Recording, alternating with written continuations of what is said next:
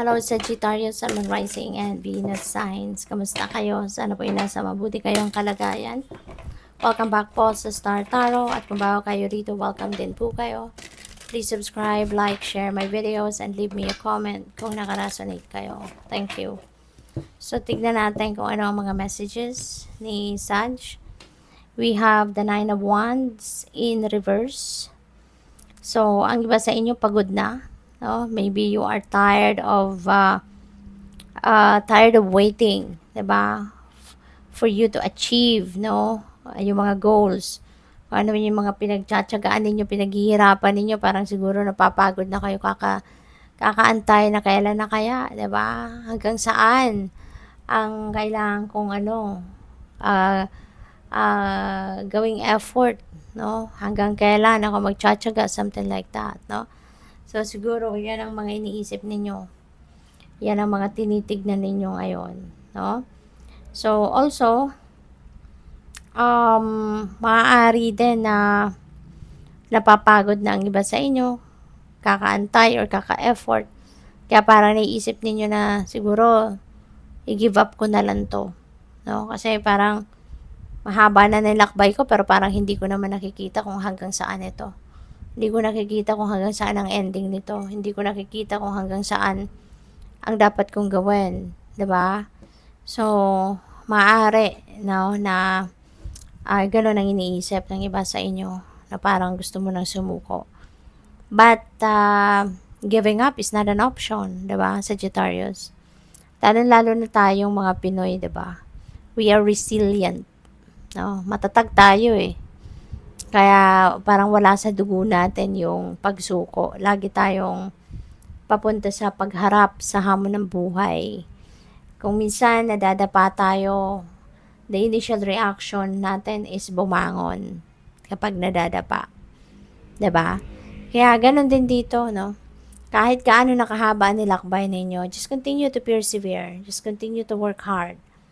Okay? Kasi hindi kayo dadalhin ng universe sa ganyang kahaba na nilakbay ninyo, tapos yung pala para sa wala din, 'di ba? Hindi ganoon. Hindi kayo dadalhin sa puntong ito na kumbaga konting tiyaga na lang magtatagumpay ka na. So as in malayo na talaga ang nilakbay mo. So don't give up kasi sayang.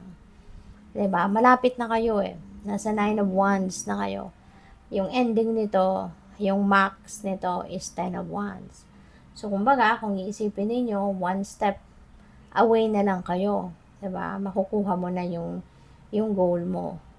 Or isang kembot na lang, 'di ba? Nandoon ka na sa tagumpay mo. Kaya konting tiyaga na lang. Okay? Huwag kang susuko. So we have the Queen of Wands. Ayan. So embrace the energy of Queen of Wands. This is your energy anyway.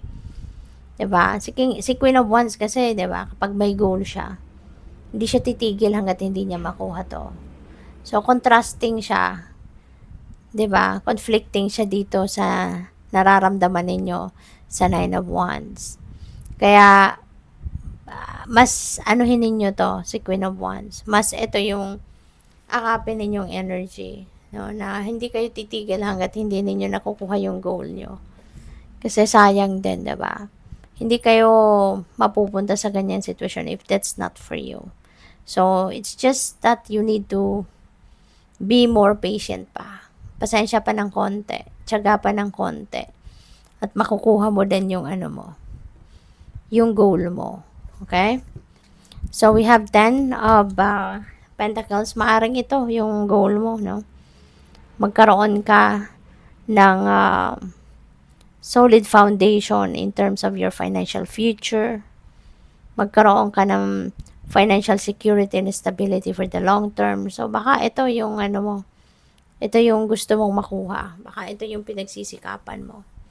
So, there is a guarantee sa inyo dito na hard work will be rewarded. Kaya yung sipag at tiyaga na ginagawa mo, that will be rewarded.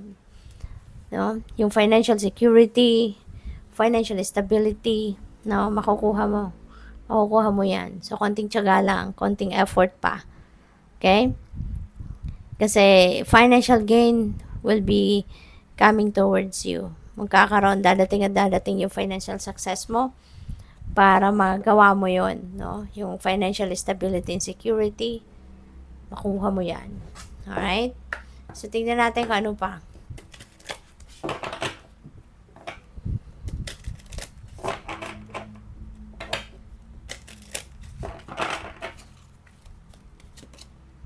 So, we have the world. Be open to new possibilities in all areas of life.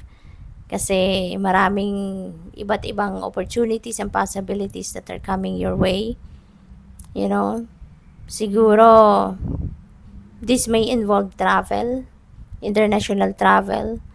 Pwede rin na meron kayo rito expansion of business, of studies, learnings, or pwede rin na meron ditong overseas job opportunity para sa iyo, migration, mga ganon, no? So, good luck sa iyo.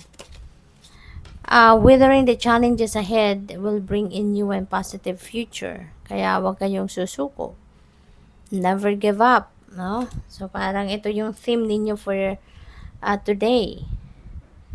Na huwag kayong susuko. Ano man ang mga nangyayari sa buhay mo, ano man yung mga challenges na maaaring pinagdadaanan ninyo, huwag kang susuko, no? Patuloy mong harapin, patuloy kang lumaban, kasi one day soon, makukuha mo din ang tagumpay. Okay? We have Cracker, positive energy surrounds you, love, joy, and good fortune await. Wow. So, maganda to. Kasi mukhang mapapanindigan ng iba sa inyo rito, or ng karamihan siguro sa inyo, yung energy ni Queen of Wands. Na magiging focus ka, determined ka na abutin ang pangarap mo, no? Positive energy will be surrounding you. Mas yun ang mamamayani talaga, yung positivity. Kaya meron naghihintay dito sa iyo na love, joy, and swerte. Diba? Yun ang mga naghihintay sa iyo. Good luck. Thank you for watching. Love and light. Namaste.